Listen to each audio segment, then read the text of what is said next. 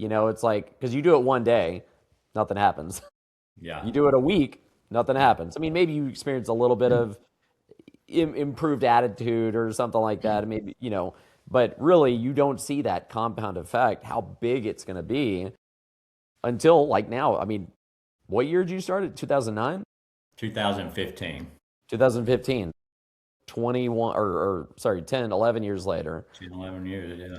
You see that when you do something like that over and over and over and over, it compounds and you get crazy results, It but it takes is. I time. mean, I'm such a believer in that. And, for a long time, I would set goals and write them down. But when you add the visualization in there and handwriting that every single day and seeing it, I mean, it's like a joke towards Mamie now. She's like, because I'm like, yeah, I've been writing that in my journal. So she's like, hey, will you start writing this in your Yeah. journal? Because it was like, even for us, like last year, being recognized number one distributors, which was, such a huge surprise, but it was a goal. And I came back after we got that recognition, and I told Mamie, I was like, "Let me show you this." So I pulled out my journal, and so starting the beginning of of that year, I wrote that every day, and I would write, in very specific. I write like at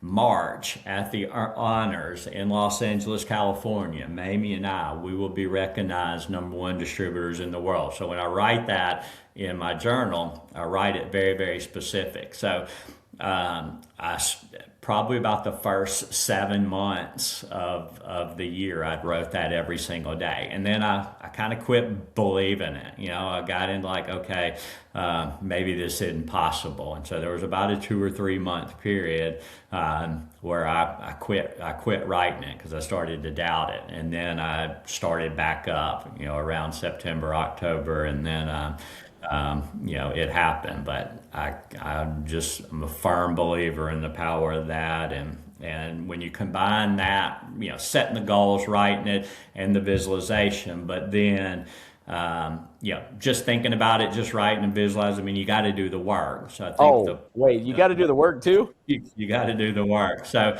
I think then what it gets down to is like what I end that morning practice with, writing down those 3 wins, and then I pull out my phone and the app that I use for my to-do list, and it's like, okay, what are these 3 things that I'm going to make sure that I get done today that move the dial closer to that? So I'm a firm believer in the big goals and the visualization, but the power of the little micro goals is the key too.